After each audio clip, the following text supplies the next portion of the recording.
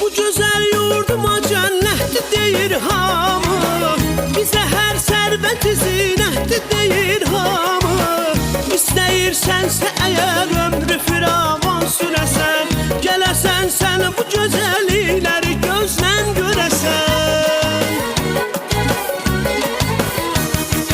Kənd havası bunağı, dağ dərəsi bəh-bəh, bu dağların yamazı, sıx meşəsi bəh-bəh. Kənd havası bunağı, dağ dərəsi bəh-bəh, bu dağların yamazı, sıx meşəsi bəh-bəh. Bir dəfə kim gəlsə qonaq, bir də